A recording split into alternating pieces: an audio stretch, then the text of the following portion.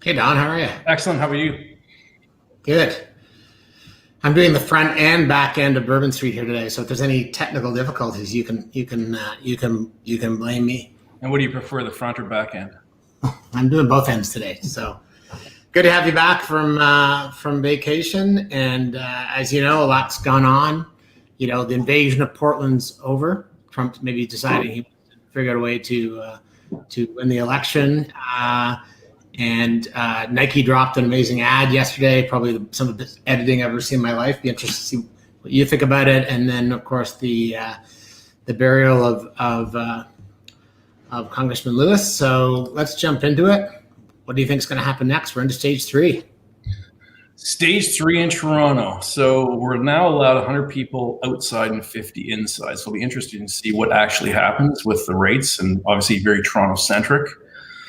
I mean, if you look at some of the numbers, and I'm a bit of a data nerd, as you know, but Australia, for example, for 2 months had under 30 people a day. For 2 months. Yesterday, they had 700. What? Yeah. 750 or something like that. So if you look at that, what's going on? If you look at Canada at 400 and the US at 70,000, it's about 15 times the rate. So what's happening for stage 3? I think everyone's ecstatic in the Ontario market or the Toronto marketplace. I think just to get a little bit of life back, it's just, let's hope we don't fuck this up. Have obviously a lot of controversial conversations with people because there's so many different sides to it about testing, vaccine. And the reality is, if you look at the numbers again, stage 3 is fantastic. We're going to have a bit of blip. They're very open about the fact they're going to have a blip, but hopefully not back to 700. Now, the U.S. has tested 17% of their population. We've tested 10%. So is testing the key, or is common sense the key? Is it attitude or testing? And I think the fact is, it's like everything. It starts with the individual. It starts with the person. And what I see is we have to effectively communicate the benefits of common sense, of the social distancing, of washing your hands, of masks when you're going in, versus focusing on testing and vaccine. Because testing for contact tracing, because that takes care of the effect of not using common sense. Because the U.S. is living proof that testing more does not guarantee a better result. So when you talk about the ratio, and you said, what is it right now, 12 to 1? But that is on a per capita, Canada to the U.S.? Yeah, so we have 400 cases in Canada. They have 70,000. So how many? 70,000. So we should have, on the rate of 1 to 10, we should have 7,000. We have 400. We have 16 times the rate we do. On a per capita basis, they're 16 times worse. So it's not like, I think one of the fundamental things is, as a population is, and you run an agency or 4, the key is, it's not about dealing with the effect, it's dealing with the cause. And the cause is people not using common sense. And the education can't be fear of COVID. The education has to be the benefits to the individual or their family.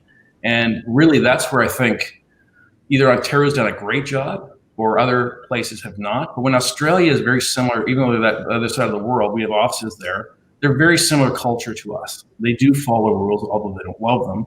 But to see them spike up to 700 again, and mostly in the Victoria, Melbourne area, would suggest there's other factors there. So again, what can we do? Or if you run an agency, what would you do to actually get people to further the common sense revolution of stopping the spread? I think Canada's done a great job. We could do better, but I don't think we're doing a good enough job showing the benefit. Stay apart, wash your hands, wear a mask, the economy will come back. Yeah, I mean, agreed. I just think the testing, contract tracing, and vaccine are things that we're going to have to develop or drive towards.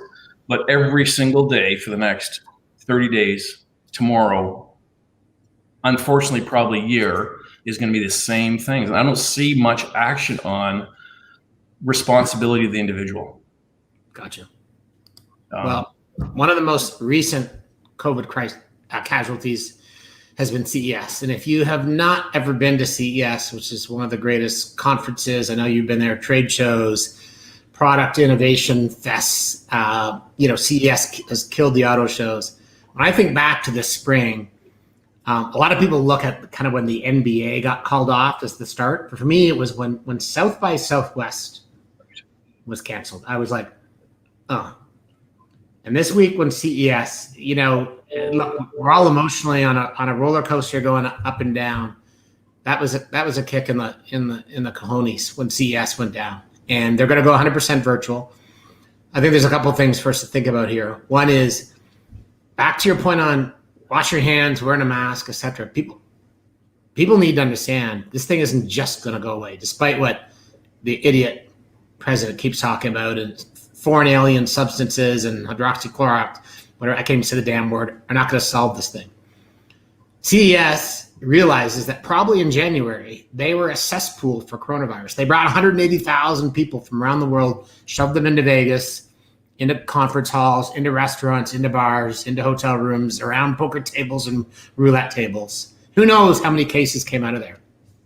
So there's two things for me. One is this has got to be a wake-up call for people to understand that we're not magically at the end of the year going to go back to being together. And number two is there'll be an interesting learning for me and you on what's the future of B2B marketing, the future of the trade show, the future of the conference, because if CES doesn't nail this, and I'm surprised it took them this long to make the decision, they're going to fail miserably. But if they do nail this, amazing learning for all of us.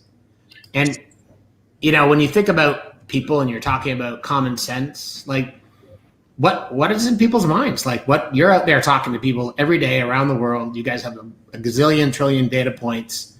Educate me a little bit. What do you mean by people are divided into thirds? Divided. Am I echoing? Yeah, a little bit. I'll try to move back.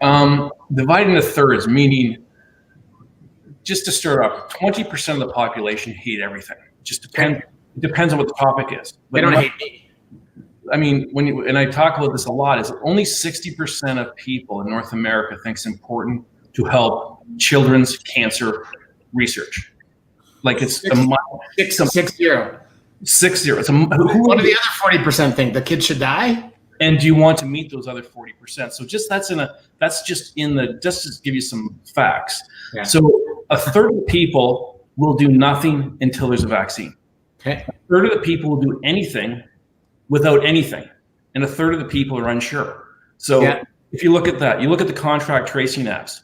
Again, we just did that. A third of the people will not do a contract tracing app, no matter what the benefit is, no matter what happens. So when you look at are they worried about being followed around? They're worried about Big Sister? You'll never get the last third. You will never get the last third. So when it's divided into thirds, when you look at kids going back to sports in the fall or in January, a third of the parents go 100%.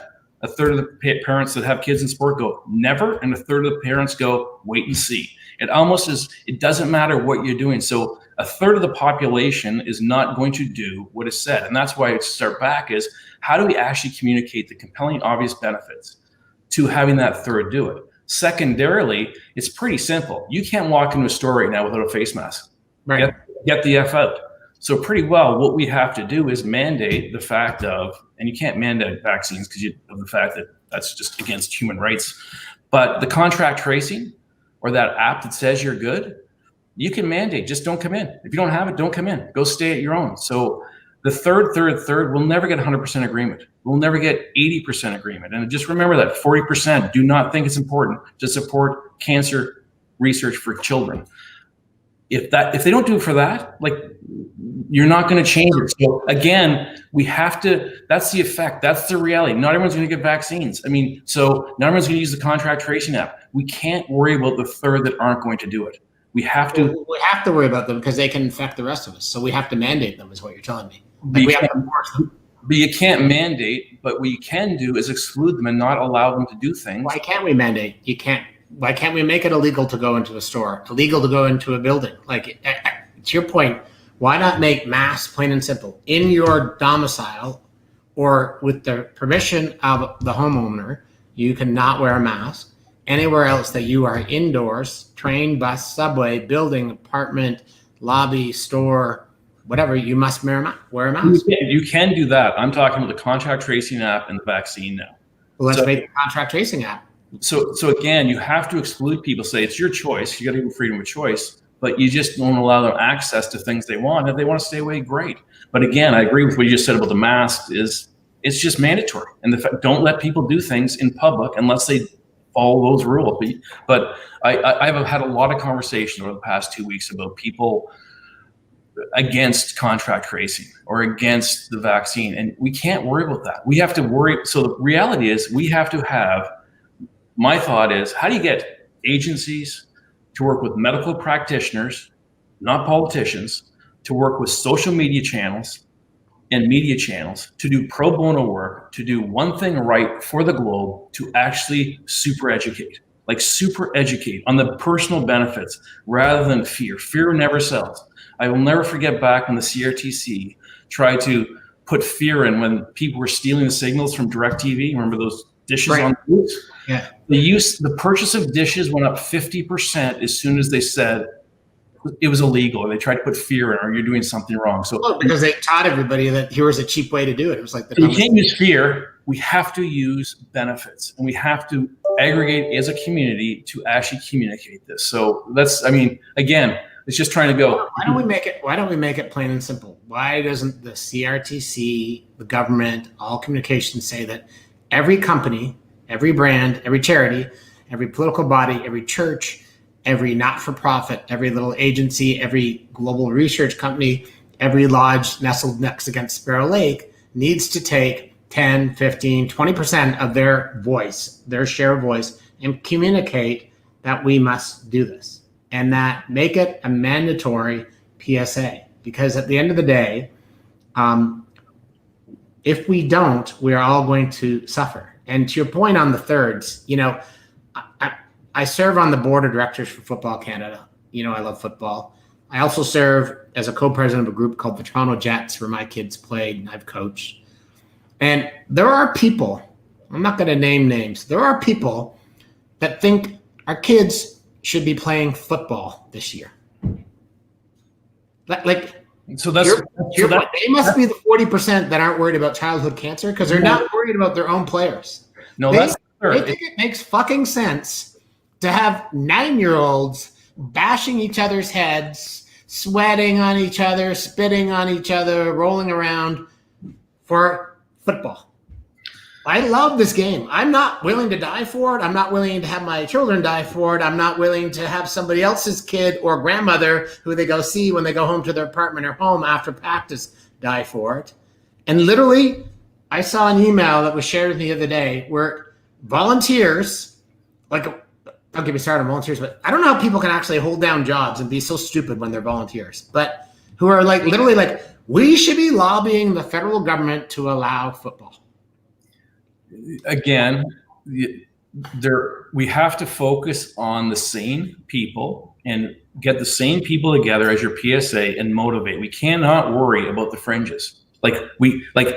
They're concerning, but we're missing the attention of actually communicating effectively and reinforcing effectively the benefits of doing these things for people's lives, society, as you said, friends, grandparents, not just your grandparents, but friends, grandparents. Right. We're always going to have the insane, or they think they're sane. They'd say I'm insane, but reality is we have to stop focusing on those people that don't make sense to society. We have to focus on people, tell them the benefits, work together collaboratively to get message out. So at least Canada's open.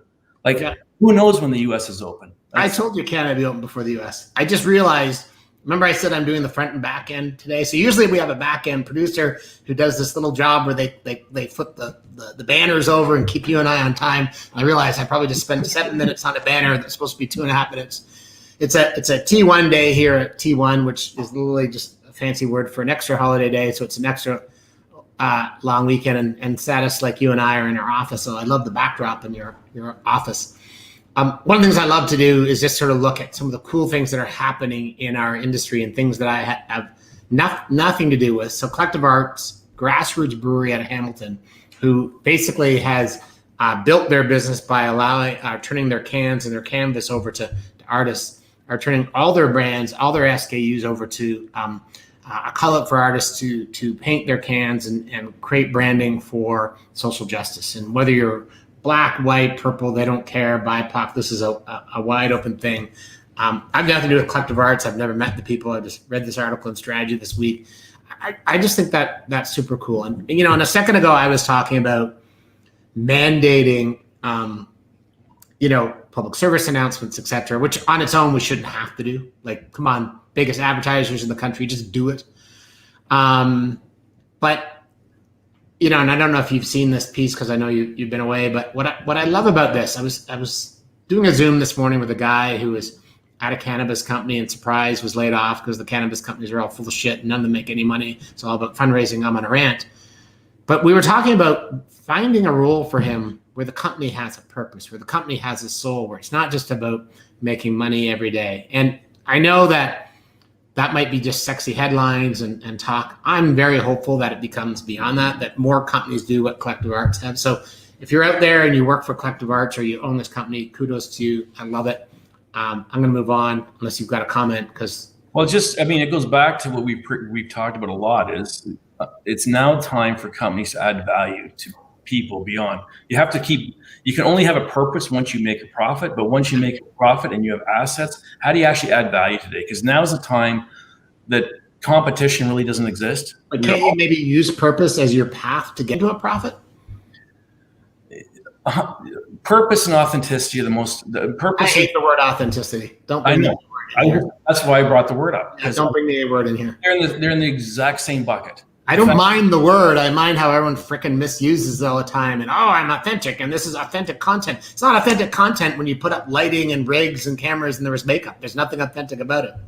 So the reality is, I've read a lot of business books in my life, and it was summarized in a one-page book.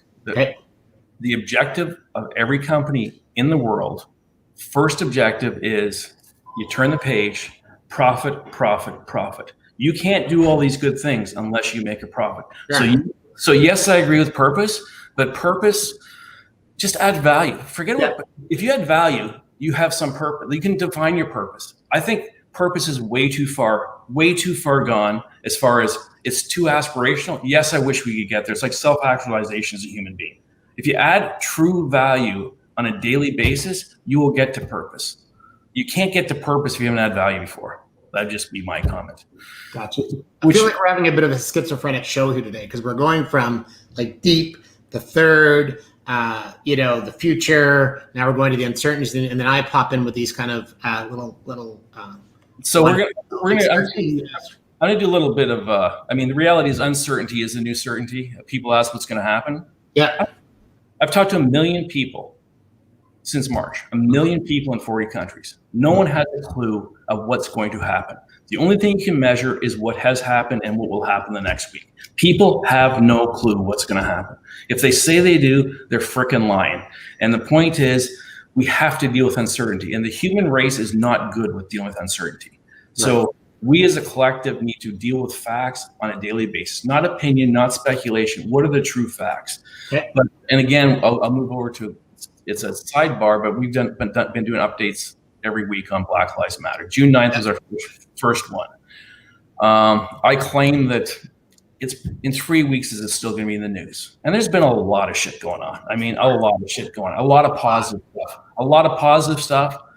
And the latest tracking from 4 days ago is we are back. So my first poll was June 9th. Yeah. We're back to June 8th, meaning we started at 25% cared about Black Lives Matter, or as a big issue, not cares as big issue. Yeah. We're back to 25%. 6 weeks. A lot has happened. Not positive. A lot of negatives happen. A lot of goods come out from brands, but that just shows how fickle the consumer mind is. That shows even when it's top of mind all the time, people get tired in 6 weeks of something. It's how do we keep that relevant? So I'm going to use this 1 second. Uncertainty is the new certainty. How close are you to get hiring 100 interns? Not very. But you're proceeding well? It's still traction?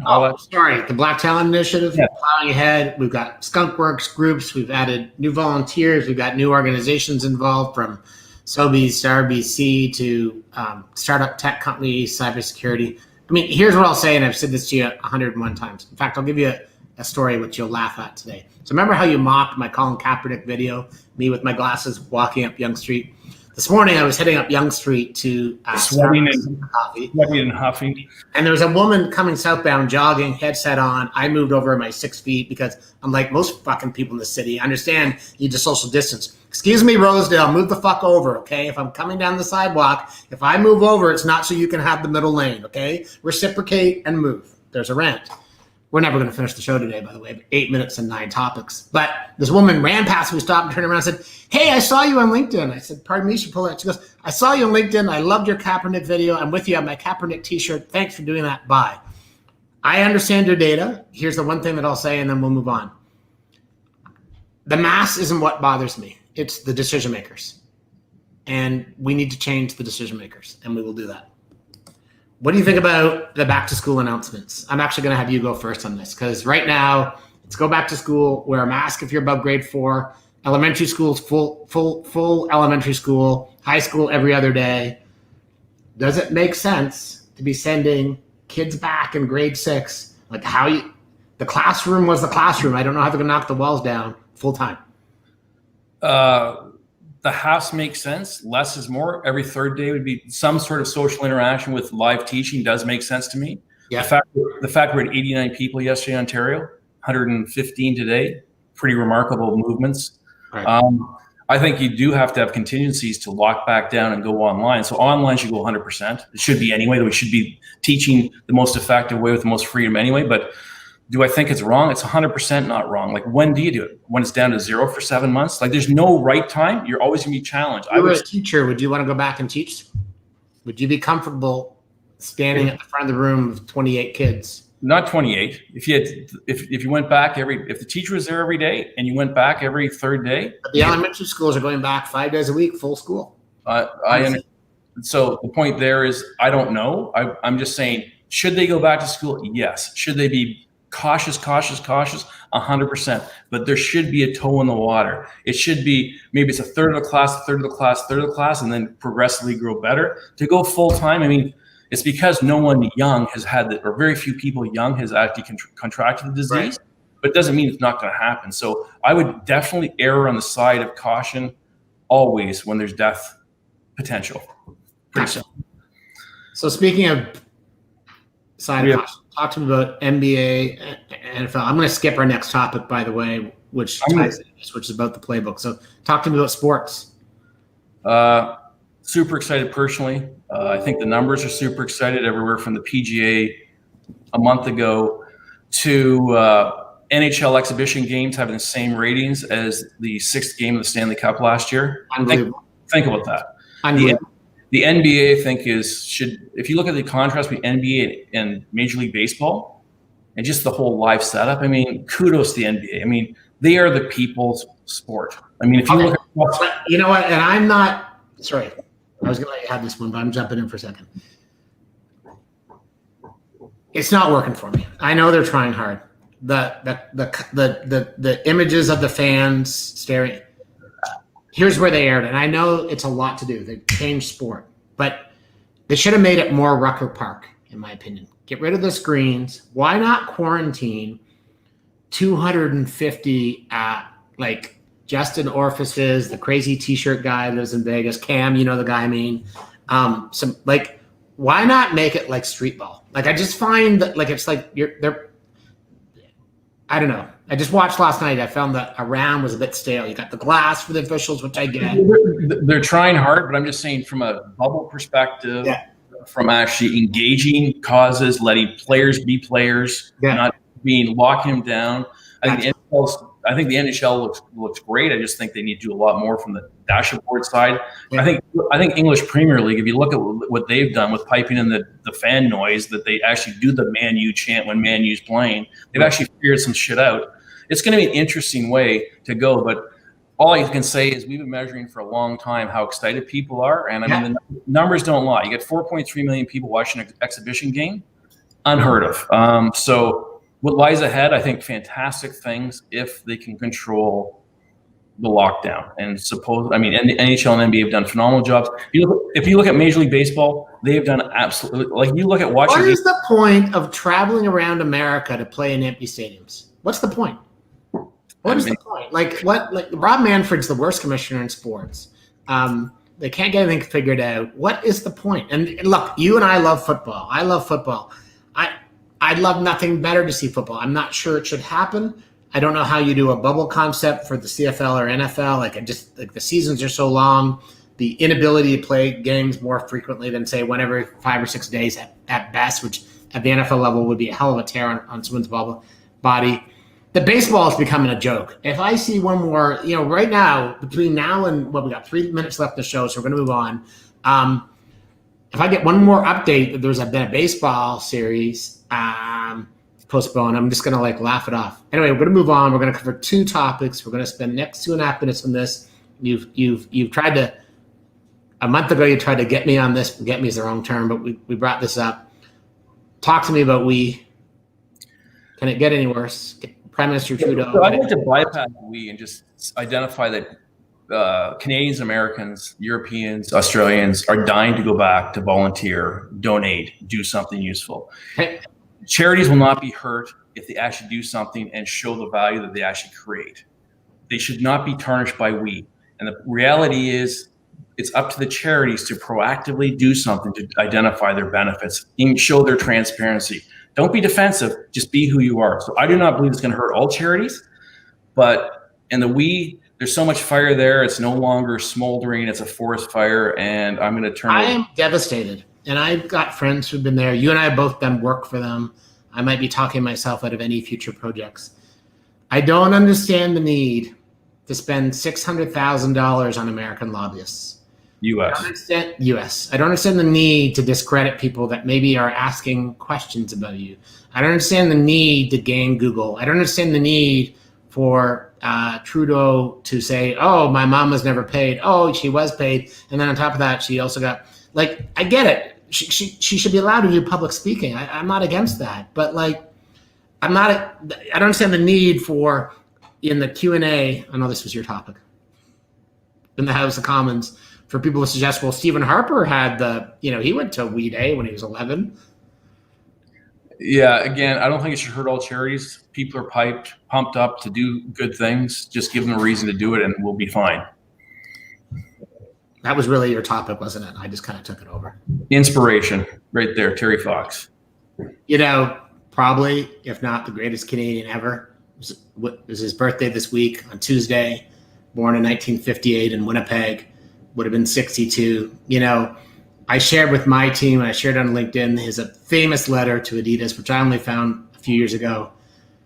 Begins with, my name is Terry Fox. I'm 21 years old and I'm an amputee. And he's asking Adidas to provide, shoes and support. His closing paragraph, which I'll read for you. We need your help. The people in cancer clinics all over the world need people who believe in miracles. I'm not a dreamer. And I'm not saying this will initiate the definitive answer or cure to cancer, but I believe in miracles. I have to. Yours sincerely, Terry Fox. Yeah, inspirational. He's 21. Because I thought he was 25, 6, but was he not 21 when he passed away? Something like that? I think he was 23, 20. It might have been 25. This letter was written in 79, so died in 81, so 23. Yeah, phenomenal. Tough things make people do inspirational or exceptional things. I think Terry Fox could be an inspiration of what individuals, corporations could do now during our turmoil. I think we're interesting continuum from we to Terry Fox. Be safe. Have a great long weekend. Thanks for coming back from vacation. Talk to you next week. Cheers.